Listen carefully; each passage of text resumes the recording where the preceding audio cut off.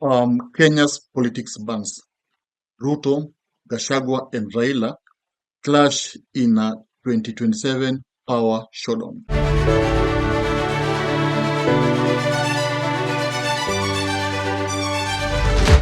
Now, welcome back to Dota Politica. And of course, this is Peter Ogutu, your analyst. And here we decode power and dissect Kenya. Now, here's a 6-point analysis of Kenya's political soap opera.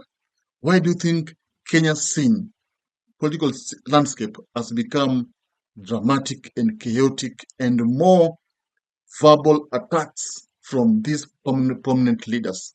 Now, the Gachagua'S revolt has been a talk of the nation because ever since Gachagua was impeached last year, almost 7 months ago, Gachagua has been rallying Mount Kenya against William Samoei Ruto. Yeah, and he's been alleging that Ruto betrayed the whole Mount Kenya region. And of course, this seems to have gone well with Gachagua because Gachagua's managed to make Ruto the main enemy, political enemy of Mount Kenya region. And right now, you will rarely see William Ruto going to Mount Kenya because Gachagua has managed to, of course, lock him out of Mount Kenya. And again, this Ruto and Raila deal has been a talk of the nation because remember this deal became strong after the Gen Z's revolution, yeah, and Ruto used this deal as a way to, of course, curtail the demonstration that threatened his reign. Remember, the next step that Gen Z wanted to take was to go to State House and, of course, remove Ruto from power. And this threat became serious to a point that William Ruto panicked and immediately withdrew the Finance Bill 2024 that, of course, sparked the violence. And now, with the truce between Ruto and Raila, Gachagua was, of course, was forced to leave the government. Actually, he was chased by the duo. And this marked a huge, this brought tension in Mount Kenya because Mount Kenyan people, the Kikuyu community, saw Ruto as a betrayer, as someone who used their son Gachagua, and now he went ahead uniting with their enemies, Raila Odinga, and now they chase Gachagua.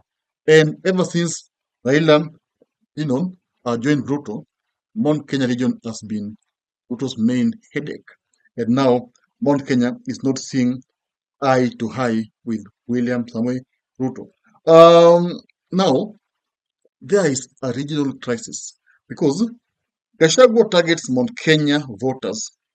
Ruto and Raila vie for Nyanza, shaping 2027 battleground. Remember, Ruto and Raila, these two people are now combining forces as a way to quell, as a way to, of course, curtail Mount Kenya power. Because they know very well that when you vie against Mount Kenya, you have a high chance of losing because Mount Kenya commands 8 million votes. Just imagine 8 million votes. So if your opponent gets the 8 million votes, your opponent will have a head start. That's why you see Ruto is very keen on having these huge development projects in Nyanza because he knows very well that if at all he does not please Nyanza people and Nyanza people denies him votes in 2027, he will lose because Mount Kenya is gone and the Rift Valley cannot make him the president because you need other regions for you to become the president. And that's matrix. Now Ruto knows that Mount Kenya has gone. That's why he is keen on having this deal with Raila Amolo Odinga. Now, 2027 power moves. Gachagua'S voter push and Ruto's outreach to Mount Kenya set early election strategy. Gachagua'S voter push. Gachagua has managed to actually convince Mount Kenya to register as voters. Yeah, in fact, he is now extended his his speech to Cumberland, and now Kamba people are being told to register as voters so that they can do away with William Samoei Ruto.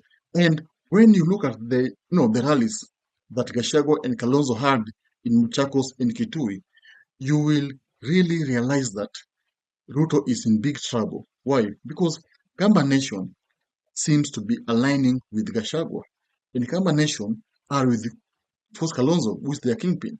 So if these two regions, Kamba and, of course, Mount Kenya, combined forces, William Ruto will be now racing against over 10 million votes. Yeah, and he will be competing with over 10, over 8 from, of course, Mount Kenya and 4 from Kamba. That's 12 million votes. That is outside his basket. So you can imagine how stressed William Ruto is. And this shows that William Samoei Ruto does not sleep. The same Gachagua said, he is not a sleeping president right now.